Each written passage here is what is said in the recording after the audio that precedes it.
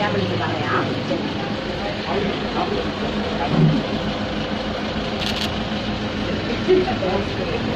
സ്ഥാനാർത്ഥിയുടെ അമ്മയാണ് രീതി നടക്കുന്നത്.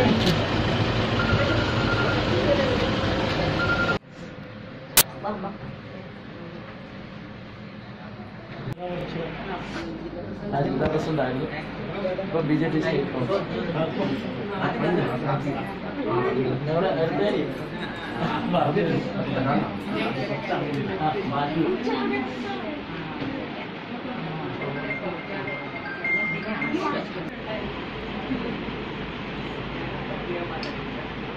ഞങ്ങളുടെ നമുക്കറിയാം നമ്മളീ ഒരു പ്രത്യേകമായ ഒരു സാഹചര്യത്തിൽ കൂടെ കടന്നു പോവുകയാണ്.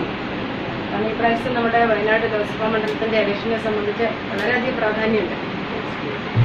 കഴിഞ്ഞ ഒരു തെരഞ്ഞെടുപ്പ് വരെ കാണാത്ത ഒരു പ്രവർത്തനം നമ്മൾ കൊണ്ടുവരാൻ കാരണം ആർക്കും വേണ്ടാത്ത രാഹുലിനെ ഇങ്ങോട്ട് കിട്ടിയിറക്കിയത് കൊണ്ടാണ്. ദൈവാനുഗ്രഹം കൊണ്ട് നമുക്ക് കിട്ടിയ സ്ഥാനാർത്ഥി എന്തുകൊണ്ടും യോഗ്യനാണ്, കറകളഞ്ഞ ഒരു സ്ഥാനാർത്ഥിയാണ്. അപ്പോൾ ഈ നമുക്ക് കിട്ടിയ ഈ അവസരം പരമാവധി പ്രയോജനപ്പെടുത്തുന്നതിന് വേണ്ടി എല്ലാ പോക്കറ്റുകളിലും ഒരാളിൻ്റെയും വോട്ട് പാഴായി പോകാതിരിക്കാൻ വേണ്ടി ഇതുപോലെയുള്ള ചെറിയ ചെറിയ പ്രവർത്തനങ്ങൾ നമ്മൾ നടത്തുന്നതിൻ്റെ ഭാഗമായിട്ടാണ് നമ്മളിവിടെ വന്നിട്ടുള്ളത്. ഇതിപ്പോൾ എത്തി നമ്മുടെ വിശിഷ്ട അതിഥികളായിട്ടുള്ള രണ്ടാൾ എത്തിയിട്ടുണ്ട്. ഞാൻ പിന്നെ നിരന്തരം നിങ്ങളുടെ ഇടയിലുള്ള ആളാണ്.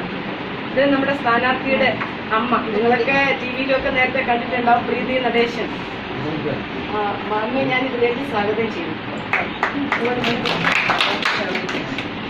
Doctor Shirley P Anand madam college പ്രിൻസിപ്പലാണ്. DJSന്റെ നല്ലൊരു ഭാരവാഹിത്വത്തിൽ ഇരിക്കുന്ന ആളാണ് അദ്ദേഹം. അവരെ രണ്ടുപേരും നിങ്ങളെയൊക്കെ കണ്ടിട്ട് എന്താണ് ഇവിടുത്തെ പ്രശ്നങ്ങളെന്നും എങ്ങനെ ഇനി പെരുമാറണമെന്നും നിങ്ങളുടെ ഭാഗത്ത് നിന്ന് എന്തൊക്കെ സഹായം പ്രതീക്ഷിക്കാം എന്നൊക്കെയുള്ള ഒരു കൂടിക്കാഴ്ചയ്ക്ക് വേണ്ടിയായിട്ട് നിങ്ങൾ വന്നിട്ടുള്ളത്. നിങ്ങൾ പരമാവധി പ്രയോജനപ്പെടുത്തുക. ബഹുമാന്യരെ, സ്നേഹമുള്ള സഹോദരി സഹോദരന്മാർ, നമ്മുടെ പ്രധാനമന്ത്രി മോദിജിയുടെ കൈകൾക്ക് ബലം കൊടുക്കാൻ ഞാൻ പ്രസവിച്ച പുത്രനാണെങ്കിലും നിങ്ങളുടെ എല്ലാം മകനും സഹോദരനുമായിട്ട് സ്ഥാനാർത്ഥിയായിട്ട് നിൽക്കുകയാണ്. നിങ്ങളുടെയെല്ലാം വിലയേറിയ വോട്ട് 23-ാം തീയതി ഇവിടെ രേഖപ്പെടുത്തണം. അത് ഈ വയനാടിൻ്റെ ഉയർച്ചയ്ക്ക് മോദിജി ഗവൺമെൻറ് വന്ന കാലഘട്ടത്തിൽ ഏറ്റവും പിന്നോക്ക ജില്ലകളെ എല്ലാം ഉൾപ്പെടുത്തിക്കൊണ്ട് 115 ജില്ലകളെ ദത്തെടുക്കാനായിട്ടുള്ള ഒരു പദ്ധതി നടപ്പാക്കി. അതിലൊന്ന് വയനാടായിട്ട് അംഗീകരിക്കാൻ അന്നിരുന്ന ഉമ്മൻചാണ്ടി സർക്കാർ അനുവദിച്ചില്ല. ആര് ഭരണത്തിൽ വന്നാലും നമ്മൾ വോട്ട് ചെയ്ത് അവിടേക്ക് വിടുന്ന ആള് നമ്മൾക്ക് വേണ്ട കാര്യങ്ങൾ ചെയ്യേണ്ടവരായിരിക്കും. കോൺഗ്രസ് ആകട്ടെ, കമ്മ്യൂണിസ്റ്റ് ആകട്ടെ, BJP ആകട്ടെ, വേറെ ഏത് പാർട്ടി ആയിക്കോട്ടെ, അവർ ചെയ്യേണ്ടത് ഈ വോട്ട് ചെയ്ത് വിട്ടവരുടെ പ്രശ്നങ്ങൾക്ക് പരിഹാരമാണ്, രാഷ്ട്രീയത്തിന് അതീതമായിട്ട്. അതൊന്നും ചെയ്യാതെ മോദിജി അത് തരാം എന്ന് പറഞ്ഞിട്ട് വേണ്ട എന്ന് പറഞ്ഞുകൊണ്ട്, എന്താണെന്ന് വെച്ചാൽ നാളെ ഇവിടെ ഇലക്ഷൻ വന്നു കഴിഞ്ഞാൽ ഇവരുടെ പുറകെ ആരെങ്കിലും ചെല്ലും. അങ്ങനെ ചെല്ലാതിരിക്കാൻ വേണ്ടിയുള്ള മനഃപൂർവ്വം നമ്മളിങ്ങനെ വേദന അനുഭവിക്കുന്നവരായിട്ട് ഇവിടെ കിടക്കണം. പൈസ ഉള്ളവരും ഇല്ലാത്തവരും ഇതെല്ലാം ഇവിടെ ഉണ്ടാവണം. അവർ ഏറ്റവും താഴെത്തട്ടിൽ നടക്കുന്നവരെ ഭീഷണിപ്പെടുത്തി വോട്ട് അവർക്ക് മേടിക്കുക. നിങ്ങൾക്ക് BPL കാർഡ് വേണോ, അല്ലെങ്കിൽ ഞങ്ങൾ APL ആക്കിക്കളെ, അല്ലെങ്കിൽ വീട് വേണോ, ഞങ്ങളുടെ കൂടെ നിങ്ങൾക്ക് കിട്ടും. ഇത് അവരുടെ ആരുടെയും പോക്കറ്റിൽ നിന്ന് കൊണ്ട് തരുന്ന പൈസയല്ല എന്ന് നമ്മൾ ആദ്യം മനസ്സിലാക്കുക. നമുക്ക് അറിവില്ലാതെ പോയതാണ് ഈ കുഴപ്പങ്ങൾക്കെല്ലാം പ്രധാന കാരണം. മോദിജി ഇവിടെ ഇത്ര പേർക്ക് ജോലി കൊടുക്കുമെന്ന് പറഞ്ഞിട്ട് കിട്ടിയില്ല എന്നാണ്, കുഴപ്പങ്ങളാണ് പറയുന്നത്. റാഫേൽ ഇടപാടിൽ അനിൽ അംബാനിക്ക് കോടികൾ കൊടുത്തു. ഈ അനിൽ അംബാനിയെ പോലെയുള്ള 10-20 കമ്പനികൾ റാഫേൽ ഇടപാടെന്ന് പറഞ്ഞാൽ സാധാരണക്കാർക്കും അറിയത്തില്ല. ഒരു വിമാന കമ്പനിയാണ്, ഒരു ഉപകരണം മാത്രമാണ് നിങ്ങൾക്ക് ഇവിടെ കൊണ്ടുവന്ന് നിർത്തിയിരിക്കുന്നത്. അമിത്ഷായുടെയും മോദിജിയുടെയും നിർബന്ധത്തിൽ എൻ്റെ മകനെ ഞാൻ ഇതായിട്ട് പറയുകയല്ല. അവൻ ഒരു രാഷ്ട്രീയ രംഗത്തും ഒരു രാഷ്ട്രീയത്തിൽ വരുന്ന ഒരാൾ ഓരോരുത്തരെയും ചവിട്ടി മുകളിലോട്ട് കയറാനായിട്ട് ഏണിപ്പടി കയറാനാണ് നോക്കുന്നത്. എൻ്റെ മോൻ അങ്ങനത്തവനല്ല. ടീച്ചറിനോട് ചോദിച്ചാൽ അറിയാം. ഈ രാഷ്ട്രീയത്തിൽ നിൽക്കുന്ന ആർക്കും അറിയാം. ഏതൊരു സ്ഥാനം ആദ്യം വരുന്നോ ഏറ്റവും താഴെത്തട്ടിലുള്ള ആൾക്ക് ആ സ്ഥാനം കൊടുക്കും. തുഷാർ ആണോ? അല്ലാതെ തുഷാറിന് ആ സ്ഥാനം വേണ്ട. തുഷാർ, ഞാൻ അഹങ്കാരം പറയുന്നത് നിങ്ങൾ വിചാരിക്കരുത്. ജനിച്ചപ്പോഴേ സ്വർണ്ണക്കരണ്ടിയുമായിട്ട് ജനിച്ചതാണ് എൻ്റെ മകൻ.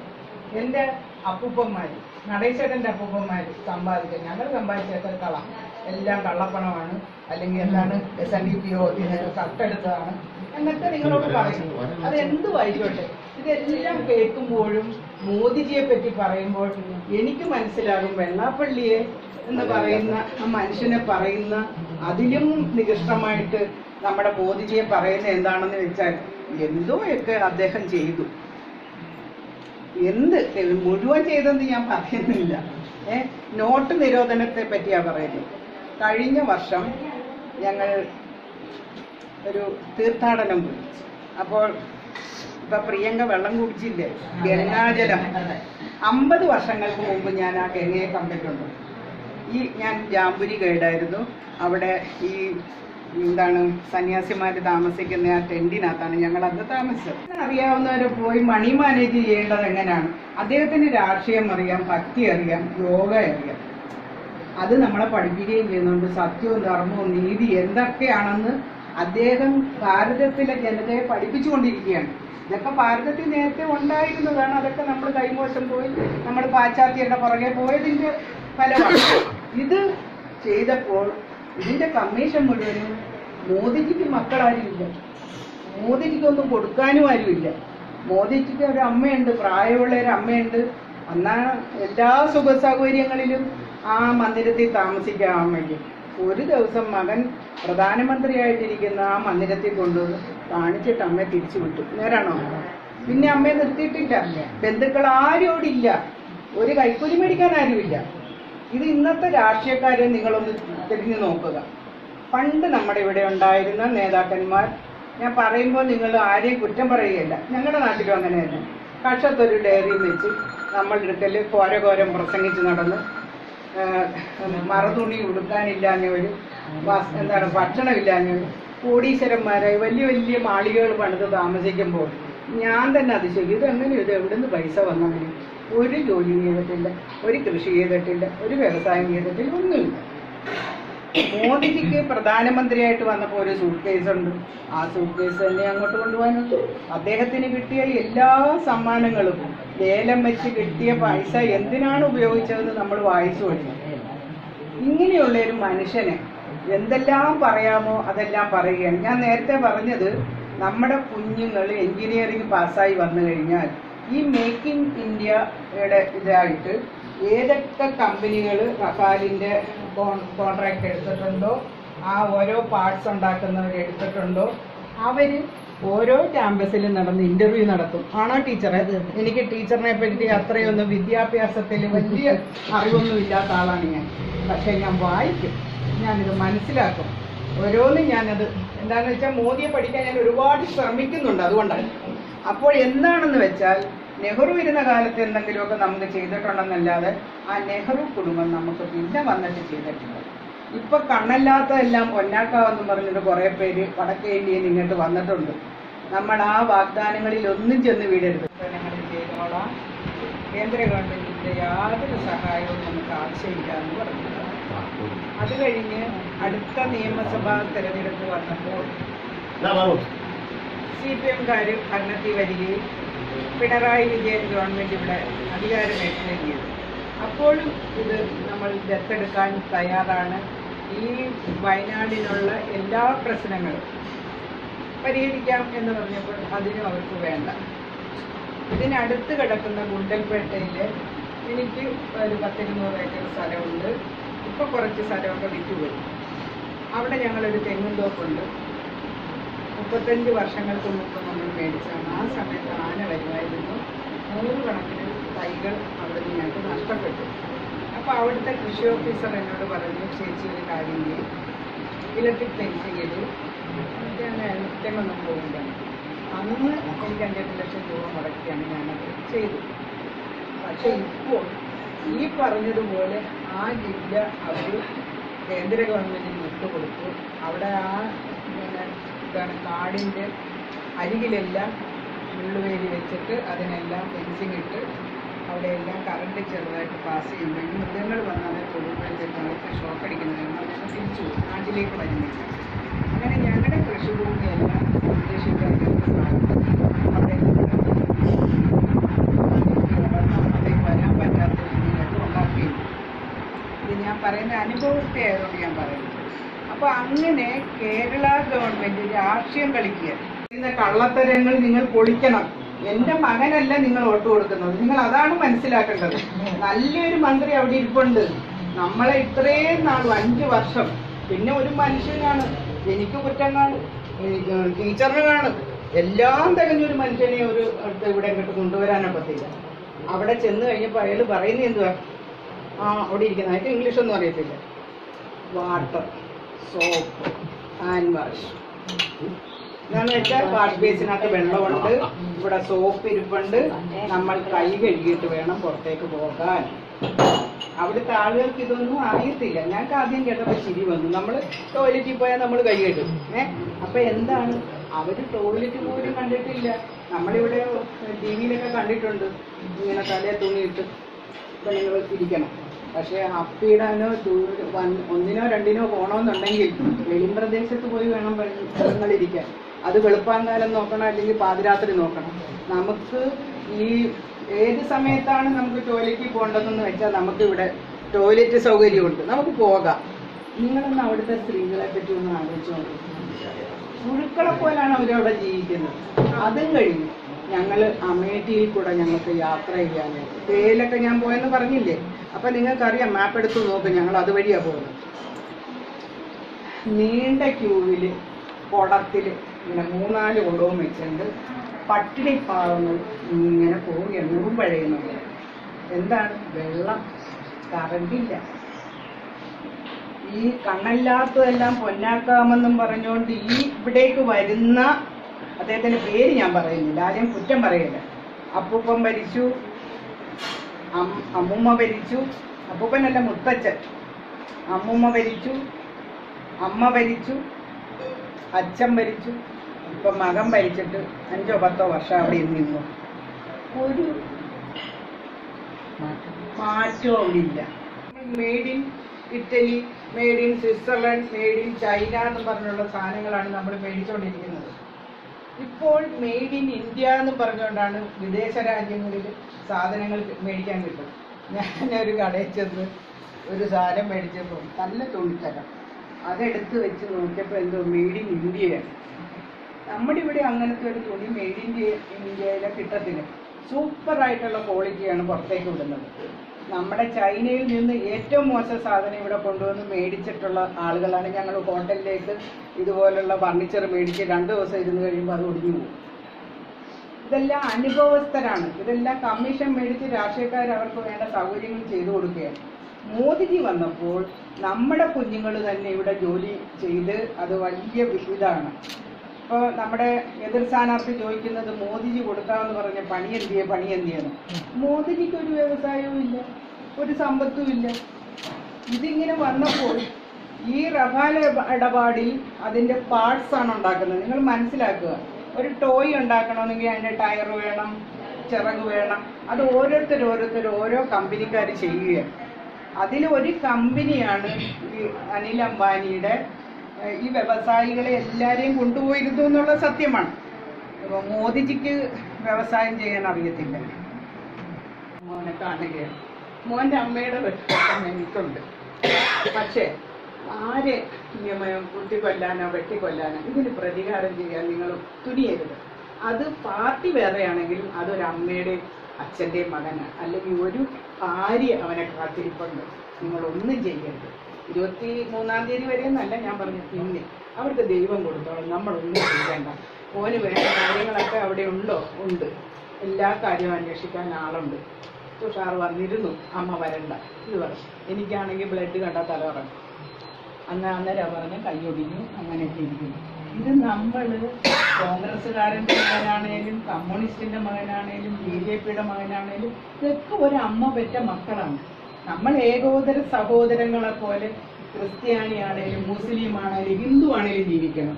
ഇപ്പോഴെന്താ പറയുന്നത്, മോദിജിക്ക് കഴിഞ്ഞ പ്രാവശ്യം പറഞ്ഞ മോദിജിക്ക് വോട്ട് ചെയ്താൽ മുസ്ലിങ്ങളുടെ എല്ലാം കഴുത്ത് വെട്ടും, ക്രിസ്ത്യാനികളെ മൊത്തം നശിപ്പിക്കും.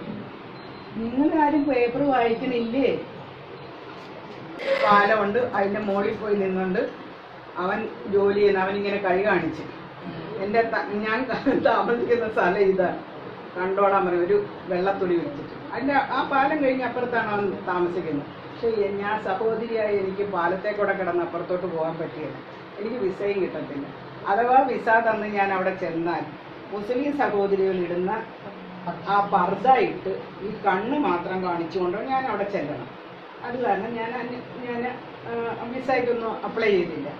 അപ്പൊ ഈ സംഘടനാ കാര്യവുമായിട്ട് UAE ബഹ്റൈനിൽ ഞങ്ങൾക്കൊരു മീറ്റിംഗ് ഉണ്ടായിരുന്നപ്പോഴാണ് ബ്രദർ അവിടുന്ന് കാറോടിച്ച് ഇവിടെ വന്നതിനുള്ളൂ. അവന്റെ കൂട്ടത്തിൽ എനിക്ക് കയറി അവൻ താമസിക്കുന്ന സ്ഥലം കാണാൻ എനിക്ക് പറ്റിയില്ല. നിങ്ങൾ മനസ്സിലാക്കണം, അത്രയ്ക്ക് ഓർത്തഡോക്സ് ആയിട്ടുള്ള ഒരു രാജ്യമാണ് ഈ എന്താണ് മുസ്ലിം വിരുദ്ധനായ എന്ന് പറയുന്ന നമ്മുടെ മോദിജിക്ക്. അവിടുത്തെ ഏറ്റവും പരമോന്നത സ്ഥാനം കൊടുത്ത് അംഗീകരിച്ചിരിക്കുന്നു. ഇപ്പൊ UAE കൊടുത്തിരിക്കുന്നു. UAE പ്രധാനമന്ത്രി ചെന്നിറങ്ങിയപ്പോൾ നമ്മൾ TV കണ്ടു. അദ്ദേഹത്തിന് എങ്ങനെയാണ് റെഡ് കാർപ്പറ്റ് വിരിച്ചാണ്. ഈ മുസ്ലിങ്ങളെയൊക്കെ കൊന്നൊടുക്കുന്ന ആളാണെങ്കിൽ ഈ മുസ്ലിം രാജ്യത്ത് ഇങ്ങനെ ഒരു സ്വീകരണം കിട്ടുമോ? ഇതിനു മുമ്പ് നമുക്ക് ഒരുപാട് പ്രധാനമന്ത്രിമാരുണ്ടായിട്ടുണ്ട്, വിദേശകാര്യ മന്ത്രിമാരുണ്ടായിട്ടുണ്ട്, എല്ലാം ശരിയാണ്. ഇവരെല്ലാം രാജ്യത്ത് പോയി അവരുടെ VIP റൂമിൽ പിതാ ഗുരു ദൈവമെന്നും അവരെ വന്ദിക്കണമെന്നും ഒക്കെ പറയുന്ന നമ്മൾ ഗുരുവിന്റെ സ്ഥാനത്ത് വേണം നമ്മുടെ പ്രധാനമന്ത്രിയെ കാണാൻ. നിങ്ങളൊന്ന് ഒരു പ്രാവശ്യം അദ്ദേഹത്തിന്റെ മുമ്പിൽ ചെന്നാൽ മതി. ഒരു അമ്പലത്തിൽ ചെന്ന് നമ്മളൊരു വിഗ്രഹത്തെ ഇതിനെ തൊഴുന്ന ഒരു ഡയറ്റിയെ തൊഴുന്നതിന്റെ പോസിറ്റീവ് എനർജി നമ്മളിലേക്ക് വരികയാണ്. ഞാൻ അനുഭവസ്ഥയാണ്, അതുകൊണ്ട് ഞാൻ അതിനെപ്പറ്റി ഒന്നും വിവരിക്കുന്നില്ല. പക്ഷേ അദ്ദേഹം ചെയ്യുന്ന നല്ല കാര്യങ്ങൾ നല്ലതാണെന്നെങ്കിലും ഒന്ന് പറയാൻ രാഷ്ട്രീയ ഭേദമന്യേ എല്ലാവരും ഒന്ന് തയ്യാറാകണേ എന്ന് എനിക്ക് പറയാം. ഞാൻ BJPക്കാരിയല്ല, RSSകാരിയല്ല, എന്താണ് അല്ല, ഞാൻ BDJS ആണ്. എന്റെ മകൻ ഇവിടെ സ്ഥാനാർത്ഥിയായിട്ട് വന്നു. എനിക്ക് അടുത്ത വർഷം 70 വയസ്സ് തികയാണ്. ഇത്രയും പ്രായത്തിന്റെ ഇടയ്ക്ക് ഒരു KSUവിൽ ചേർന്നിട്ടില്ല, SFI ചേർന്നിട്ടില്ല, കോളേജിൽ പഠിക്കുന്ന കാലത്തൊന്നും. ഒന്നും പറയും, ഞാൻ ഗവൺമെന്റ് സ്കൂളുകളിലാണ് പഠിച്ചത്, അവിടെ ഇതൊന്നും ഇല്ലതാനും ഉണ്ടായിരുന്നതിലും ഞാൻ കയറത്തില്ല. ഇത് വന്നു കഴിയുമ്പോൾ മോദിജിനെ കണ്ടതിന് ശേഷമാണ് ഈ BDJS രൂപീകരിക്കുന്നത്. അദ്ദേഹത്തിന്റെ കീഴിൽ പ്രവർത്തിക്കുന്ന ഒരു സംഘടനയിൽ എൻ്റെ മകൻ ഉണ്ടെന്നുള്ളത് എനിക്ക് അഭിമാനമാണ്. അതുകൊണ്ടാണ് ഞാൻ അതിനകത്ത് മെമ്പർഷിപ്പ് എടുത്തത്. നിങ്ങളത് മനസ്സിലാക്കുക. അല്ലാതെ എനിക്ക് അവിടെ എന്താണ് ഇവിടെ സിന്ധു സൂര്യകുമാർ പറഞ്ഞ പോലെ വെള്ളാപ്പള്ളി ഇവിടുത്തെ മുഖ്യമന്ത്രിയാകാൻ പോകുന്നു, മകൻ കേന്ദ്രമന്ത്രിയാകാൻ പോകുന്നു, പ്രീതി നടേശനെ ഗവർണറാക്കാൻ പോകുന്നു. വേറെ പണികളൊന്നും ഇല്ലല്ലോ ഞങ്ങൾക്ക്. ഇതിനു വേണ്ടിയാണ് ഞങ്ങൾ പ്രധാനമന്ത്രിയെ കാണാൻ പോയത്. ഇതെല്ലാം പാത്രത്തിൽ എടുത്തു വെച്ചിരിക്കുക, ഏത് പാത്രം വേണോ എടുത്തോണ്ട് പോകുന്നു പറഞ്ഞ് ഞങ്ങൾ വിട്ടില്ല. ഇതൊന്നും ആഗ്രഹിച്ചല്ല നമ്മൾ പോകുന്നത്.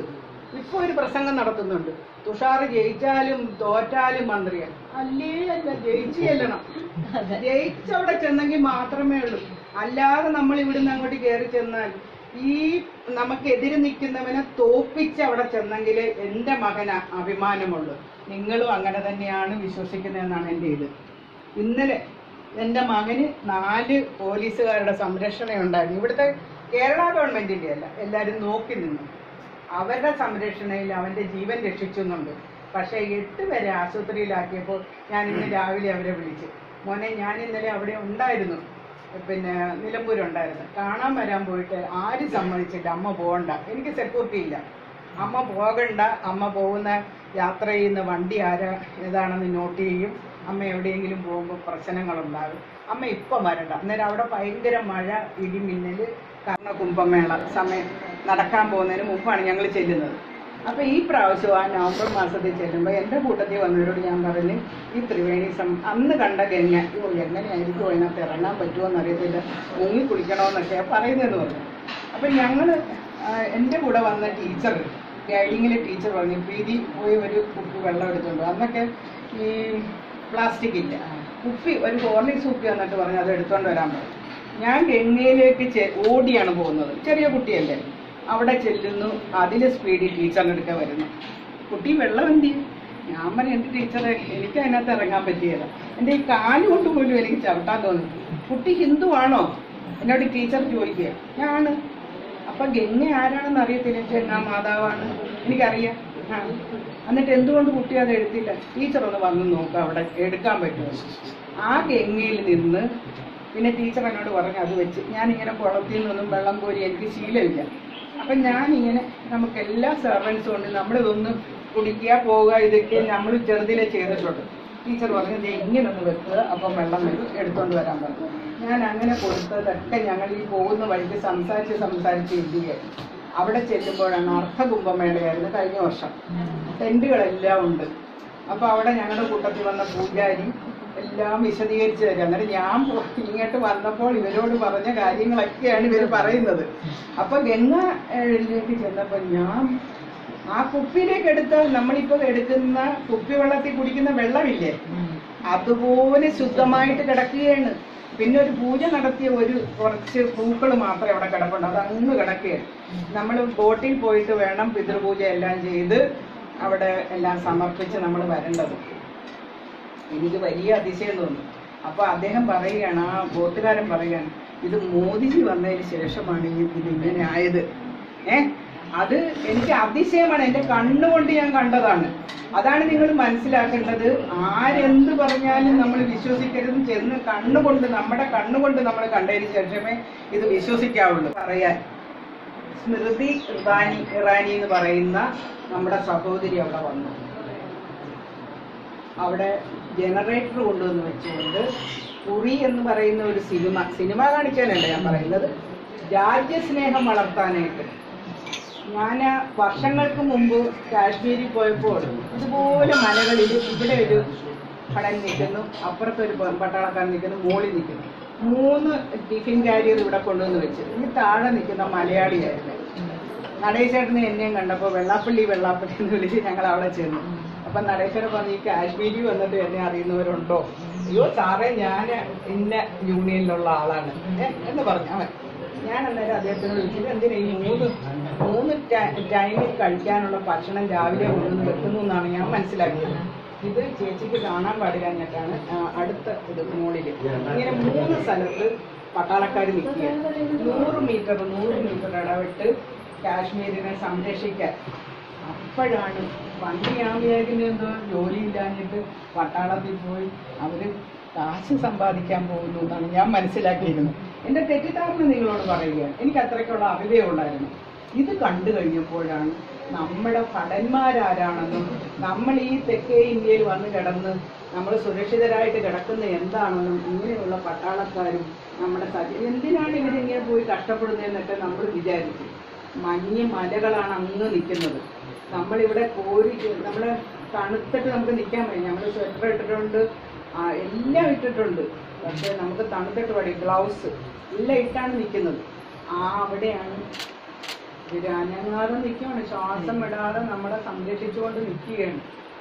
ആ ഭടന്മാരെയാണ് ഒരു വാഹന വ്യൂഹത്തിൽ ഒരു മനുഷ്യ ബോംബായിട്ട് ഒരാൾ വന്ന് നിന്ന് കൊന്നിട്ട് അവൻ വാട്സപ്പിൽ ഇടുകയാണ്. ഓരോ അമ്മയുടെയും രക്തം തിളയ്ക്കുമ്പോൾ ഞാൻ അവിടെ പോയി കണ്ടത് കാരണം ഞാൻ കരഞ്ഞുപോയി. മനസ്സിലായോ? നമുക്കിവിടെ ഇരിക്കുമ്പോൾ ആരോ വന്നു ആരോ മരിച്ചു എന്നൊക്കെ നമുക്ക് തോന്നത്തുള്ളൂ. പക്ഷേ അവരവിടെ കിടന്ന് കഷ്ടപ്പെടുന്നത് എന്താണ്? അവരുടെ ഭാര്യമാരറിയുന്നില്ല, അമ്മമാരറിയുന്നില്ല. മാസം വരുന്ന മണി ഓർഡർ മാത്രം പ്രതീക്ഷിച്ച് നമ്മളിവിടെ ഇരിക്കുകയാണ്. അവരുടെ ജീവൻ, നമ്മുടെ സ്വത്തിനെ എല്ലാം സംരക്ഷിക്കാനാണ് അവിടെ പോകുന്നത്. ആ ഭടന്മാർക്ക് ആത്മബലം കൊടുക്കുന്നത് ആരാണെന്ന് ചോദിച്ചാൽ മോദിജിയാണ്. മോദിജി ഇതെല്ലാം കാവൽക്കാരനായിട്ട് അവിടെ ഉണ്ടെന്ന് പറഞ്ഞപ്പോൾ ഈ സ്ഥാനാർത്ഥി എന്താണ് നമ്മുടെ പ്രധാനമന്ത്രിയെ വിളിച്ചത്? അപ്പൊ എന്തും വിളിക്കാവുന്ന ഒരു രാജ്യമാണോ ഈ ഇന്ത്യ? ചായക്കടക്കാരനാണ് എന്ന് പറഞ്ഞു, അഭിമാനത്തോടു കൂടി പറഞ്ഞു. ഇപ്പൊ പറഞ്ഞു എന്താണ് കാവൽക്കാരൻ, ഞാൻ കാവൽക്കാരനാണെന്ന് പറഞ്ഞു. ഞാൻ കാവൽക്കാരനാണെന്ന് പറഞ്ഞു. അപ്പോഴും ഈ പയ്യൻ പറയുന്നത് എന്താണ്? ചോറാണെന്ന്. ചോറെന്ന് പറഞ്ഞാൽ നമ്മൾ മുമ്പ് ചോറല്ല, കള്ളനാണെന്നാണ് വിളിച്ചത്. അപ്പൊ വെള്ളാപ്പള്ളിയെ വിളിച്ച് മൈക്രോ കള്ളൻ എന്ന് വിളിച്ച് ആ നാവ് കൊണ്ടാണ് ഇവർ വിളിക്കുന്നതെന്ന് എനിക്ക് മനസ്സിലായി. പാവപ്പെട്ടവർക്ക് ഞങ്ങളുടെ സംഘടനയിൽ വന്നാൽ എന്ത് ലഭിക്കും എന്നുള്ളതിനൊരു പരിഹാരമായിട്ടാണ് മൈക്രോ കൊണ്ടുവന്നത്. ഒരു പൈസ എടുക്കാതെ അദ്ദേഹം വന്നു. പിന്നെ വാദ്ര കൊലക്കേസോ മറ്റേ കൊലക്കേസോ അദ്ദേഹം എല്ലാത്തിനെയും ചുട്ടുകൊന്നെന്നാണ് പറയുന്നത്. അപ്പൊ ഈ ഇന്ദിരാഗാന്ധിയെ കൊന്ന സമയത്ത് എത്രയോ സിഖുകാരെയാണ് ഇവിടെ കോൺഗ്രസ്സുകാർ കൊന്നത്. അവര് ആരെങ്കിലും കൊലയാളികളെന്ന് വിളിച്ചിട്ടുണ്ടോ? ഒരു പെട്ടെന്ന് ഞാനതാണ് ഇന്നിപ്പോ ഈ തല്ല് നടന്നപ്പോ അവരോട് പറഞ്ഞത്, എന്റെ മക്കളെ തിരിച്ച് നിങ്ങൾ തല്ലരുത്, തല്ലരുത്. എനിക്കതേ ഉള്ളൂ പറയാൻ. നമുക്ക് കെട്ടാനുള്ളത് കിട്ടി, ഇതിന് പ്രതികാരം ചെയ്യാൻ നിങ്ങൾ പോകരുത്. അത് ഭഗവാൻ മുകളിൽ ഒരാളെ എന്തോ നമ്മൾ വിളിക്കുന്ന അത് അവിടെ ഇരിക്കൊണ്ട് അത് വിളിച്ചോളൂ, ചെയ്തോളൂ. നമ്മൾ അള്ളാന്ന് വിളിക്കും, ചിലപ്പം യേശുവെ എന്ന് വിളിക്കും, ഭഗവാനെ എന്ന് വിളിക്കും. ആ ഭഗവാൻ അവിടെ ഉണ്ട്, നിങ്ങളൊന്നും വിഷമിക്കണ്ട എന്ന് പറഞ്ഞു. അപ്പം നമ്മളിതെല്ലാം മനസ്സിലാക്കണം. ഈ വോട്ട് ചെയ്യാൻ പോകുമ്പോൾ നമ്മളോട് പറയുന്ന നുണത്തരങ്ങൾ എന്തൊക്കെയാണെന്ന് നമ്മൾ മനസ്സിലാക്കുക. അത് മനസ്സിലാക്കിക്കൊണ്ട് വേണം ഈ വോട്ട് ചെയ്യാൻ. എൻ്റെ മോനെ വോട്ട് ചെയ്ത് വെള്ളാപ്പള്ളിയിൽ അവനൊരു മന്ത്രിയാവണമെന്ന് വെള്ളാപ്പള്ളി കുടുംബത്തിൽ ആർക്കും ആഗ്രഹമില്ല. ഞങ്ങളങ്ങ് പണിച്ചുളങ്ങരെ കിടക്കുകയാണ്, ചേർത്തലെ കിടക്കുകയാണ്. അപ്പൻ അപ്പൂപ്പന്മാരായിട്ട് സമ്പാദിച്ച വസ്തുക്കളുണ്ട്, അപ്പൻ സമ്പാദിച്ചുകൊണ്ട് അവൻ സമ്പാദിച്ചുകൊണ്ട്. പിന്നെ ഈ നാടിന് ദത്തെടുക്കുന്ന നമ്മുടെ ഒരു മോദിജി അവിടെ ഇരിപ്പുണ്ട്. നിങ്ങളുടെ അപ്പൂപ്പനായിട്ട് തന്നെ നിങ്ങൾ കണ്ടാൽ മതി. അപ്പോൾ ഒരു കൊച്ചുമകൻ്റെ കയ്യിൽ ഇവിടെ ഈ വയനാട് നിങ്ങൾ ഏൽപ്പിക്കുക. 5 വർഷം ഇവിടെ എന്താ നടക്കാൻ പോകുന്നതെന്ന് നിങ്ങൾ നോക്കിയിരിക്കുക. ഈ ഗംഗാജലം കൊണ്ടുവന്നിട്ടുണ്ട്, ആളുകൾക്ക് കൊടുക്കാനായിട്ട് ഒരു ചെമ്പ് പാത്രത്തിനകത്ത് അവർ തരും നമുക്ക്. അതങ്ങനെ 10-100 ഞാൻ മേടിച്ചുകൊണ്ട് വന്നു. ഒരാൾക്ക് ഞാൻ ഈ കൊണ്ടുവന്ന കുപ്പിയിലെ വെള്ളം വരെ കൊടുത്താൽ അവർക്ക് അത് ശുദ്ധമായിട്ട് തോന്നാത്ത കാരണം ഇത് മേടിച്ചുകൊണ്ട് വന്ന് എല്ലാവർക്കും ഞാൻ കൊടുത്തു. ഇത് നമ്മൾ പറയുന്നത് എന്താണെന്ന് വെച്ചാൽ ആ നഗരം തന്നെ മാറി. 50 വർഷം മുമ്പ് ഞാൻ കണ്ട അതൊക്കെ മുഴുവനുമായിട്ടില്ല. മോദിജി ഗവൺമെന്റ് വന്നതിന് ശേഷം അവിടെ ഇനി അടുത്ത വർഷം പോകണമെന്ന് ആഗ്രഹിച്ച് ഭഗവാൻ അനുഗ്രഹിക്കുവാണെങ്കിൽ അവിടെ ചെല്ലണം എനിക്ക്.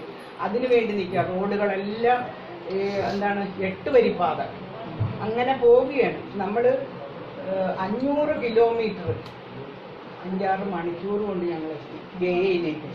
എനിക്ക് അതിശയമായിരുന്നു ഇതെങ്ങനെ ഓടുന്നു ഇതെന്ന്. നമ്മളൊരു റോഡിൽ കൂടെ പോയാൽ ഇവിടെ ഞാൻ പറഞ്ഞില്ലേ എനിക്ക് നടുവേദനയാണ് ഇവിടുത്തെ റോഡിൽ നടന്നിട്ട്. അപ്പൊ ഞാൻ തേറ്റ ഉറക്കം കൊണ്ട് എനിക്ക് പറ്റത്തില്ല. ഞാൻ പ്രായമായ സ്ത്രീയല്ലേ. അപ്പൊ അത് കാരണം ഞാൻ വിചാരിച്ചു ചെയ്യുമ്പോൾ അവിടെയൊക്കെ ചെന്ന് വരുമ്പോൾ ഞാൻ കിടപ്പായി പോകും. എനിക്ക് ഒരു അസുഖവുമില്ല. പോയതിനേക്കാൾ ആരോഗ്യമായിട്ട് പോയതിനേക്കാൾ എനർജറ്റിക് ആയിട്ടാണ് ഞാൻ തിരിച്ചു വരുന്നത്. ഇത് നമ്മൾ മനസ്സിലാക്കേണ്ടത്. പിന്നെ വേറൊരു കാര്യം പറയാം, എപ്പോഴും എന്നോട് കണ്ണന്താനം പറയും, ചേച്ചി എന്നെ കക്കൂസ് മന്ത്രി എന്നാ വിളിക്കുന്നത്. ഞാൻ പറഞ്ഞത് വളരെ നല്ലതാണ്. എന്താണെന്ന് വെച്ചാൽ വർഷങ്ങൾക്ക് മുമ്പ് എൻ്റെ മകളെ 10-20 വർഷം മുമ്പ് സിംഗപ്പൂർ പോയപ്പോഴാണ് അവിടുത്തെ ടോയ്ലറ്റിന്റെ വൃത്തി കാണുന്നത്. തിരിച്ചിങ്ങോട്ട് വരുമ്പോൾ നമ്മുടെ എയർപോർട്ടിൽ വരുമ്പോൾ എനിക്ക് തന്നെ നാണക്കേടാണ്. വരുന്നവരൊക്കെ എന്ത് വിചാരിക്കും നമ്മുടെ എയർപോർട്ട് കാണുമ്പോൾ. എന്താണെന്ന് വെച്ചാൽ ഇങ്ങോട്ട് ഇറങ്ങുമ്പോഴേ അവിടെ ടോയ്ലറ്റ് ഉണ്ടെന്ന് ഇവിടെ നിൽക്കുമ്പോഴേ സ്മെല്ല് കാരണം നമുക്കറിയാം. ഒന്ന് ടോയ്ലറ്റിൽ പോകണമെങ്കിൽ അതെല്ലാം വൃത്തികേടായിരിക്കും. ഇത് അമ്പലങ്ങളിൽ പിന്നെ പെട്രോൾ പമ്പുകളിൽ എല്ലാ ശുചി മുറികളെന്ന് പറഞ്ഞാൽ വളരെ ശുദ്ധമാണ്. നമ്മുടെ വീട്ടിലെ ടോയ്ലറ്റിനേക്കാൾ നീറ്റാക്കിയിട്ടിരിക്കുകയാണ്. അവിടെ ഇരിക്കുന്ന ഒരാൾ 5 രൂപ കൊടുക്കണം. ദുഭാഷികളുമായിട്ട് സംസാരിച്ച് പോയി ഹോട്ടലിൽ നല്ല ഭക്ഷണവും കഴിച്ച് പിറ്റേ ദിവസം ഇങ്ങോട്ട് പോരും. പ്രധാനമന്ത്രി ചെന്നപ്പോൾ നമ്മുടെ ഇന്ത്യയിലുള്ള ജനങ്ങൾ അല്ല ഗുജറാത്തിലുള്ളവരെ കാണണമെന്നല്ല പറഞ്ഞത്. എൻ്റെ ജനങ്ങളെ കാണുമെന്ന് പറഞ്ഞപ്പോൾ അവിടെ ഒരു സ്റ്റേഡിയത്തിൽ ഷാർജയിലുള്ള ക്രിക്കറ്റ് സ്റ്റേഡിയത്തിലാണ് പറഞ്ഞത്. ആ ക്രിക്കറ്റ് സ്റ്റേഡിയം എന്ന് പറഞ്ഞാൽ ലക്ഷക്കണക്കിന് ആളുകൾക്ക് ഇരിക്കാവുന്നതാണ്. ഗ്രൗണ്ടും അതുമല്ല. ഞാൻ പോയി കളി കണ്ടിട്ടുണ്ട്. അപ്പൊ അത് നിറഞ്ഞ് കവിഞ്ഞ് പുറത്ത് നിൽക്കുകയാണ് ആളുകൾ. അദ്ദേഹം അവരെ അഭിസംബോധന ചെയ്തു. എന്നിട്ടാണ് ഈ കുട്ടി ചോദിക്കുന്നത്, ആരോടെങ്കിലും സമ്മതിച്ചിട്ടുണ്ടോ നമ്മുടെ പ്രധാനമന്ത്രി?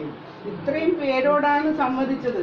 അവിടെ ചെന്നിട്ട് ഗ്രേറ്റ് മോസ്ക് എന്ന് പറഞ്ഞുകൊണ്ട് അബുദാബിയിലൊരു പള്ളിയുണ്ട് മുസ്ലിങ്ങളുടെ. ഞാനും പോയി സന്ദർശിച്ചിട്ടുണ്ട്.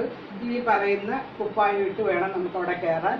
നമ്മൾ ഇങ്ങനെ വരും.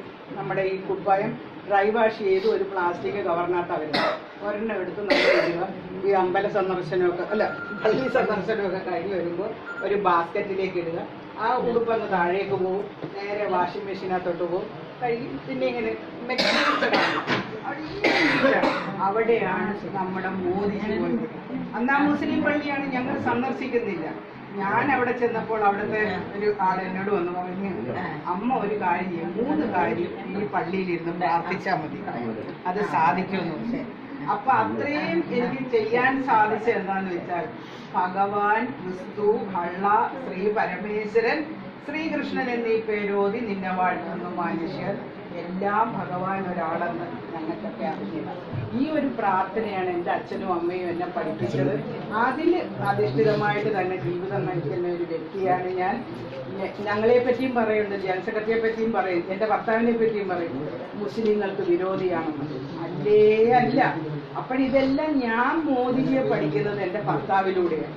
ഭർത്താവിനെ എന്തൊക്കെ പറയുന്നു അതല്ലാന്ന് എനിക്കറിയാം, അടുത്ത് നിൽക്കുന്ന എനിക്ക്. ഇത് മോദിജി അല്ല എന്നുള്ളത് എനിക്കിപ്പോൾ മനസ്സിലാകുന്നത് എന്താണെന്ന് വെച്ചാൽ, ഇങ്ങനെ ഇവിടെ കൂടെ ഒരു നല്ല പട്ടി അങ്ങോട്ട് പോവുക, നമ്മളെല്ലാവരും ഓമനത്തോളം ആ പട്ടിയെ നോക്കിക്കൊണ്ടിരിക്കും. അപ്പോൾ ഇതിൻ്റെ ഇടയിൽ പറയുന്നു, ഒരു പേപ്പട്ടി പോണണ്ടേന്ന് ഒരാൾ വിളിച്ച് പറഞ്ഞാൽ മതി, എവിടുന്ന് നമുക്കൊരു കല്ല് കിട്ടുന്നോ, എവിടുന്ന് ഒരു മാരകായുധം കിട്ടുന്നോ അങ്ങനെ വലിച്ചെറിഞ്ഞ് കൊന്നിരിക്കും നമ്മൾ, ഇല്ലേ? അതാണ് ഇവിടെ നടക്കുന്നതെന്നുള്ള സത്യം നിങ്ങൾ മനസ്സിലാക്കി. എനിക്ക് രാഷ്ട്രീയം ഒന്നും പറയാൻ എനിക്ക് അറിഞ്ഞുകൂടാ അദ്ദേഹം തരുന്നത്. അന്നാണ് ആദ്യമായിട്ട് ഗവൺമെന്റിൻ്റെതായ ഒരു ഭാഗഭാക്കാകാൻ നമുക്ക് സാധിച്ചത്. അപ്പോൾ ഞങ്ങൾ അതിനു മുമ്പ് ബാങ്കുകളിൽ നിന്നായിരുന്നു ഞങ്ങൾക്ക് പലിശയ്ക്ക് കിട്ടുന്നത്. ഇത് 4% പലിശയ്ക്ക് വളരെ ചുരുങ്ങിയ തുകയിൽ നമുക്ക് പൈസ കിട്ടും. ഇതെല്ലാം നാട് നന്നാകാനും മനുഷ്യൻ നന്നാവാനും ജാതിയുടെയും മതത്തിൻ്റെയും അപ്പുറം അവർ രണ്ടുപേരും പ്രവർത്തിച്ചു. ഇങ്ങനെ പൂർവികരായ രാഷ്ട്രീയക്കാർ, ഞാൻ നെഹ്റുജീനെയൊന്നും ഒരു കുറ്റവും പറയത്തില്ല, അവർ ചെയ്തിട്ടുണ്ട്. ഇന്ദിരാഗാന്ധിയും നമ്മൾ പറയാറുണ്ട് പാർലമെന്റിൽ ആകെ ഒരു പുരുഷനേ ഉള്ളൂ, അത് ഇന്ദിരാഗാന്ധിയാണെന്നൊക്കെ നമ്മൾ പറഞ്ഞിട്ടുണ്ട്. പക്ഷേ അതിൽ നിന്നെല്ലാം അപ്പുറം പാവപ്പെട്ടവന്റെ വേദന അറിയുന്ന പിന്നോക്കക്കാരിൽ പിന്നോക്കക്കാരനായ ഒരു പ്രധാനമന്ത്രിയാണ് അവിടെ ഇരിക്കുന്നത്. നമ്മുടെ വിശപ്പറിയാം. അതെ, ഞാൻ ചായ വിറ്റിട്ടുണ്ട്, കക്കാൻ പോയിട്ടില്ല അദ്ദേഹം. കഴിഞ്ഞ വർഷം ജയിലിൽ കിടക്കുന്നവർക്കാണ് നമ്മൾ വോട്ട് ചെയ്തത്, കട്ടിട്ട്, അല്ലാതെ സ്വാതന്ത്ര്യ സമര സേനാനിയായിട്ടൊന്നുമല്ല അവർ പോയി കിടന്നത്. നമ്മുടെ രാജ്യത്തിനെ കൊള്ള ചെയ്ത് അങ്ങനെ കുറ്റക്കാരായവരെ, ലാലു പ്രസാദ് യാദവ് അവരുടെ കുടുംബങ്ങളും, ഇവരെല്ലാം ഇപ്പം പ്രധാനമന്ത്രിമാരായിട്ടിരിക്കാൻ എല്ലാവരും പുതിയ പുതിയ കുപ്പായം തയ്ച്ചിരിക്കുകയാണ്. മോദിജി ഒറ്റ ഒരാളേ ഉള്ളൂ നമുക്ക് പ്രധാനമന്ത്രി. ഇവിടെ 5-6 പ്രധാനമന്ത്രിമാർ ഉടുപ്പും തയ്ച്ചിരിക്കുകയാണ്. ഏത് വേണമെന്ന് നിങ്ങൾ തീരുമാനിക്കുക. സുസ്ഥിരമായ ഒരു ഭരണം വേണോ നമ്മുടെ രാജ്യത്തിന്? മോദിജി വരുന്ന സമയത്ത് ഏറ്റവും ലോകരാഷ്ട്രങ്ങളുടെ മുമ്പിൽ ഏറ്റവും പുറകിൽ കിടക്കുന്ന 4ാമത്തെ രാജ്യമായിരുന്നു. ഈ 5 വർഷം കൊണ്ട് ലോകരാഷ്ട്രങ്ങളുടെ മുമ്പിൽ മുകളിലായി നമ്മൾ 4ാമത്തെ സ്ഥാനം. ചൈനയൊക്കെ ഇപ്പം നമ്മളെടുത്ത് പഞ്ചപുച്ഛമടക്കിയിരിക്കുക. അതൊക്കെ ഞാൻ വിശദീകരിക്കുന്നില്ല. നമ്മളിവിടേക്ക് വരുന്ന സാധനങ്ങളൊക്കെ എങ്ങനെ കൊണ്ടുവരും ഇതൊക്കെ ഞാൻ അതൊക്കെ ഇവർക്കൊക്കെ അറിയാം. പാവങ്ങൾക്ക് അറിഞ്ഞൂടെ, അത് പറഞ്ഞാലും എൻ്റെ അത് മനസ്സിലാകുകയില്ല. എന്താണെന്ന് വെച്ചാൽ നമ്മുടെ ഇന്ത്യയിലേക്ക് ചൈന മെയ്ഡ് ഇന്ത്യയിൽ ഇങ്ങോട്ട് വരുന്നത് പാകിസ്ഥാൻ വഴി വരുന്നതായിരുന്നു. നേരിട്ട് ഇന്ത്യയിലേക്ക് വരാനുള്ള ഒരു പദ്ധതി ഉണ്ടാക്കിയിട്ടുണ്ട്. ഈ നമ്മൾ കപ്പം കൊടുക്കേണ്ട കാര്യമില്ല. അതുപോലെ തന്നെ പെട്രോള് ഡീസലും ഒക്കെ അടിക്കുന്നത് അത് നമ്മൾ അവിടെ നിന്ന് എടുക്കുന്നത് നമ്മുടെ ഇന്ത്യൻ റുപ്പിയിൽ തന്നെ ഇവിടെ ഇറക്കാനായിട്ടുള്ള ഒരു അനുവാദം പ്രധാനമന്ത്രി ഉണ്ടാക്കിയിട്ടുണ്ട്. പെട്രോളിനും ഡീസലിനും ഒക്കെ വില കൂട്ടി. അതും കൂടെ നിങ്ങൾ മനസ്സിലാക്കിക്കണം. നിങ്ങളിവിടെ കർഷക ആത്മഹത്യ നടക്കുന്നു. അതിലും വലിയ ആത്മഹത്യ, ആത്മഹത്യ, ഇന്ത്യക്കാർ മൊത്തം ആത്മഹത്യ ചെയ്യേണ്ട ഒരു പരിതസ്ഥിതിയിലേക്കാണ് നമ്മുടെ ഭാരതത്തിനെ ഇവിടെ ഭരിച്ചിരുന്ന ഇവിടെ മത്സരിക്കാൻ വരുന്ന പയ്യന്റെ പൂർവികൻ ചെയ്തു വെച്ചിരുന്നതാണ്. കടക്കെണിയിലായിരുന്നു നമ്മൾ. വേൾഡ് ബാങ്കിൽ നിന്ന് വലിയ പലിശയ്ക്കാണ് എടുത്തോണ്ടിരുന്നത്. ഇപ്പൊ കിഫ്ബിയുടെ ഇതിൽ നമ്മുടെ കേരള ഗവൺമെന്റ് നമ്മളെ കടക്കാരാക്കാൻ നോക്കുകയാണ്. നമ്മൾ കിടന്നുറങ്ങുമ്പോൾ നമ്മുടെ പലിശ ഇങ്ങനെ കയറിക്കൊണ്ടേയിരിക്കും. നമ്മുടെ പ്രധാനമന്ത്രി ഭരണത്തിൽ വന്നതിന് ശേഷം 1 രൂപ കടം മേടിച്ചിട്ടില്ല. ഈ കടമെല്ലാം നമ്മൾ തിരിച്ചടച്ചുകൊണ്ടിരിക്കുക. പ്രധാനമന്ത്രിക്ക് ബിസിനസ് ഇല്ല, മന്ത്രിമാർക്ക് ബിസിനസ് ഇല്ല, കള്ളപ്പണമില്ല.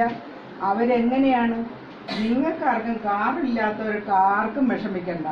ഞങ്ങൾക്ക് 2-3 കാറുകളുണ്ട്. ഞങ്ങളൊക്കെ കൊടുക്കുന്ന ടാക്സ് അല്ലെന്നുണ്ടെങ്കിൽ ഈ ഡീസൽ അടിക്കുമ്പോൾ കിട്ടുന്ന പൈസകൾ സമ്പാദിച്ച് അവിടെ വെച്ചിട്ട് അതാണ് അടച്ചുകൊണ്ടിരിക്കുന്നത്. അപ്പം നമുക്ക് അഭിമാനമുള്ള ഭാരതീയരായിട്ട് ഇവിടെ ജീവിക്കാനുള്ള അവസരം ഉണ്ടാക്കി തന്ന മോദിജിക്ക് വോട്ട് ചെയ്യണോ എന്നൊരു ചോദ്യമേ എനിക്കുള്ളൂ. എൻ്റെ മോൻ ആരുമല്ല, എനിക്കറിയാം. അവന് രാഷ്ട്രീയം അറിഞ്ഞുകൂടാ. പക്ഷേ മോദിജിയുടെ ആ ഒരു കൽപ്പനയ്ക്ക് ഇവിടെ വന്ന് നിന്നിരിക്കുകയാണ്. നിങ്ങൾ ജയിപ്പിച്ചു വിടുക. ഇവിടെ പലരും ഇങ്ങനെ പറയുന്നത് ഞാൻ കേട്ടു, അവൻ ജയിച്ചാലും തോറ്റാലും മന്ത്രി അല്ലേ? അല്ല, ജയിച്ചു പോയി അവിടെ MP ആയിട്ട് പോയി അഭിമാന പുരസ്സരം ഈ വയനാട്ടുകാർക്ക് വേണമെങ്കിൽ നിങ്ങൾ ജയിപ്പിക്കുക. ഇത് മാത്രമേ എനിക്ക് പറയാനുള്ളൂ. എനിക്ക് വേറെ ഒന്നും പറയാനില്ല. ഇത്രയും നേരം ഞാൻ ദീർഘിപ്പിച്ചു പോയെങ്കിൽ എന്നോട് ക്ഷമിക്കണം. നന്ദി, നമസ്കാരം. എൻ്റെ നമ്പർ തരാം, നിങ്ങൾ വിളിച്ചു ചോദിക്കുക. അമ്മ ഇവിടെ വന്ന് ഞാനൊരു വാഗ്ദാനവും പറഞ്ഞില്ല. ഞാനിത് എന്താ വേണ്ടതെന്നുള്ളത് മോദിജിക്ക് അറിയാം. ഇവിടെ കുട്ടികൾ പട്ടിണി മരണം കിടക്കുന്നു, സോമാലിയേക്കാളും കഷ്ടമാണെന്ന് നമ്മുടെ പ്രധാനമന്ത്രി പറഞ്ഞപ്പോൾ കേരളത്തിനെ അപമാനിച്ചെന്നാണെന്ന് പറഞ്ഞു. ഈ മധു എന്ന് പറയുന്ന ആ ട്രൈബ്സിലെ പയ്യൻ മരിച്ചു കഴിഞ്ഞപ്പോൾ SNDP യോഗത്തിലെ വനിതാ സംഘം കുറച്ച് വസ്ത്രവും ഭക്ഷണവും ഒക്കെ ആയിട്ട് അരികളുമായിട്ട് പോകാനായിട്ട് ഒരുങ്ങി. അപ്പോൾ അവർ അത് വിതരണം ചെയ്യാനായിട്ട് ചേച്ചി എനിക്കൊരു സാധനവും ഇല്ല കേട്ടോ. ഞാൻ വെള്ളാപ്പള്ളി നടേശൻ്റെ ഭാര്യ തുഷാർ വെള്ളാപ്പള്ളിയുടെ അമ്മ. അതിൽ കവിഞ്ഞ് എനിക്ക് യാതൊരു സ്ഥാനമാനങ്ങളും SNDPയിലോ ഒന്നുമില്ല. ഞാൻ നിങ്ങളോട് പറയുന്നത് നിങ്ങളെപ്പോലുള്ള ഒരു അമ്മയായതുകൊണ്ട് ഞാൻ പറയുകയാണ്. ഞാൻ പോകാൻ നേരത്തെ എന്നെ കളിയാക്കി. അവിടെ അവരെ ഇട്ട് മൂടാനുള്ള അരിയുണ്ട്. ചേച്ചി എന്തിനാണ്, അമ്മ എന്തിനാണ് ഈ അരിയുമായിട്ട് അവിടെ പോകുന്നത്? ഞാൻ പറഞ്ഞ അരിയൊന്നും എൻ്റെ കയ്യിലില്ല, വസ്ത്രം സമ്പാദിച്ചതും പൈസയും കൊടുക്കാനുള്ളതുണ്ട്. കുറേ നാൾക്ക് മുമ്പാണ് അട്ടപ്പാടിയിൽ. അപ്പോൾ അവിടെയുള്ള ഒരു പലചരക്കുകാരൻ്റെ അടുക്കൽ അവർക്ക് കൊടുക്കാനുള്ള കിറ്റൊക്കെ റെഡിയാക്കി വെച്ചത്. ഞങ്ങൾ എറണാകുളത്തു നിന്നൊക്കെ അരി മേടിച്ച് ഇവിടെ ലോറിയെ കൊണ്ടുവരേണ്ട കാര്യമില്ല, ഇവിടെ അരി കിട്ടുന്നതല്ലേ. വസ്ത്രങ്ങളൊക്കെ ഞങ്ങൾ വരുന്ന വണ്ടിക്കകത്തൊക്കെ പല പല കിറ്റായിട്ട് വരികയാണ്. നിങ്ങൾ മനസ്സിലാക്കണം, എൻ്റെ ഈ കൈയുടെ പോലും വണ്ണമില്ലാത്ത പട്ടിണിപ്പാവങ്ങളായ ഞാൻ ആദ്യമായിട്ട് ട്രൈബ്സിനെ കാണുകയാണ്. നമ്മൾ അവിടെയൊന്നും ഇല്ല. ഇത് മനുഷ്യരാണോ? കണ്ണിനകത്ത് നോക്കിയിട്ട് ഈ വെള്ളം മഞ്ഞളിപ്പ്, ശരീരങ്ങളൊക്കെ ഇങ്ങനെ ഇരിക്കും. പക്ഷെ എന്നെ അതിശയിപ്പിച്ച കാര്യമെന്ന് പറഞ്ഞത് അവരെനിക്ക് തേനും മുളയരിയും അവിടെ ഉള്ള സാധനങ്ങൾ കൊണ്ടുവന്ന് സമർപ്പിച്ചിട്ട് ഇങ്ങനെ ഭഗവാനെ തൊഴുതിട്ടാണ് ഈ സാധനം മേടിക്കുന്നത്. ഞാൻ പറഞ്ഞു, എൻ്റെ ദൈവമേ, ഇവരെയാണോ ഈ അരിയൊക്കെ തിന്ന് വീർത്തിരിക്കുന്നവരായിരിക്കുമ്പോൾ ഞാൻ വിചാരിച്ചത്. അരിയുടെ അത്രയും പോലും മണ്ണമില്ലാത്തവരാണ് അവിടെ നിൽക്കുന്നത്. അപ്പോൾ ഈ മധു എന്ന് പറഞ്ഞ പയ്യൻ പട്ടിണി ഉണ്ട്. ഞാൻ ചോദിച്ചത് എന്താണ് കാര്യം. അവനിങ്ങനെ പലചരക്ക് കടയിൽ നിന്ന് ചാക്കുംപൊടി കട്ട് മറിച്ച് വിറ്റിരുന്നുവെങ്കിൽ നമുക്ക് പോലീസ് സ്റ്റേഷനിൽ കൊണ്ടുപോയി ഇടിക്കാം. അവൻ്റെ വയറ് വിശന്നിട്ട് അവനകത്തൊന്ന് ഇച്ചിരി അരിയെടുത്തൊന്ന് മേടിച്ച് തിന്നാൻ പോയത്. അവനെയാണ് കൊന്നത്. നമ്മുടെ അമ്മമാർക്ക് മനസ്സിലാവും വിശപ്പിൻ്റെ വില. നമ്മുടെ കുഞ്ഞുങ്ങൾക്ക് ഒരു പാത്രത്തിൽ വിളമ്പി കൊടുക്കുന്ന കഞ്ഞി ആ മധുവിന് ദിവസവും ആരെങ്കിലും അവിടെ കൊടുക്കാനുണ്ടായില്ലെങ്കിൽ അവൻ അങ്ങനെ ആകുമോ? അപ്പം ഈ ലോകത്തുള്ള എല്ലാവരെയും, നമ്മുടെ ഭാരതത്തിലുള്ള മനുഷ്യരെ മൊത്തം സ്വന്തം മക്കളായി കണ്ടുകൊണ്ട് സംരക്ഷിക്കുന്ന മോദിജിക്ക് കൊടുക്കണോ വോട്ട്? അതോ ഇത്രയും 60 വർഷം നമ്മൾ അവർക്ക് അവസരം പല പ്രാവശ്യം കൊടുത്തു. അടൽജി വന്ന സമയത്താണ് മൈക്രോ ഫിനാൻസിലൂടെ SNDP യോഗത്തിന് ഒരു 50 ലക്ഷം രൂപ. പിന്നെ ഇവിടെ ഈ യോഗത്തിൽ പങ്കെടുത്ത എല്ലാവർക്കും എൻ്റെ നന്ദി രേഖപ്പെടുത്തുന്നു. പിന്നെ പ്രത്യേകിച്ചും നമുക്ക് ഈ സൗകര്യങ്ങൾ ചെയ്തു തന്ന ബാലേട്ടനും കുടുംബത്തിനും നന്ദി. ഞാൻ ഇന്ന് ആ മകനോട് പറഞ്ഞു, എൻ്റെ മകനാണ് സംഭവിച്ചതെന്നുള്ള ഒരു ദുഃഖമാണ് മോൻ ആശുപത്രി കിടക്കുമ്പോൾ എനിക്കുള്ളത്. പക്ഷെ നമ്മൾ ഈ ഒരു അക്രമം ഒന്നിനും ശാശ്വത പരിഹാരമല്ല. അവർ എല്ലാവരെയും സംരക്ഷിക്കുമെന്ന് പറഞ്ഞു വന്ന കേരള ഗവൺമെൻറ് കാണിക്കുന്ന ഓരോ പ്രവൃത്തികളും നമ്മൾ കണ്ടിട്ടുണ്ട്. ഇതെല്ലാം നമ്മുടെ മനസ്സിൽ നമ്മളുണ്ടാവണം. വിശ്വാസികൾക്കുണ്ടായ ആ ഒരു അഭിമാനത്തിന് പറ്റിയ ഒരു ക്ഷയം അതും എല്ലാം നമ്മൾ മനസ്സിൽ കണ്ടുകൊണ്ട് വേണം കൂട്ടി സഹകരിക്കാൻ. അടുത്ത സ്ഥലത്തേക്ക് ഞാൻ പോകട്ടെ. നിങ്ങൾ എല്ലാവരും വ്യക്തിപരമായിട്ട് എനിക്ക് ആരെയും അറിഞ്ഞുകൂടാ, എങ്കിലും എല്ലാവരും നിങ്ങൾ ഈ കൂടിയേക്കുന്നവർ ഒരു 10-100 പേരെ കൊണ്ടുവന്ന് രാവിലെ ഇവർ പറഞ്ഞതുപോലെ പോളിംഗ് ബൂത്തിൽ ചെല്ലണം. ഇവർ പറയും ഇന്ന ആളുകൾ വന്നിട്ടില്ല, അവരെ ചെന്ന് വീട്ടിൽ നിന്ന് കൂട്ടിക്കൊണ്ട് വന്ന് അവരെ ചെയ്യണം. നിങ്ങൾക്ക് ഉത്തരവാദിത്വ ബോധം ഉള്ളതുകൊണ്ടാണ് ഇത്രയും പേര് വന്നത്. ഇത് 10,000-ങ്ങളാണെന്ന് എനിക്കറിയാം. അതെ, നിങ്ങളത് കൊണ്ടുവന്നിരിക്കണം. അതാ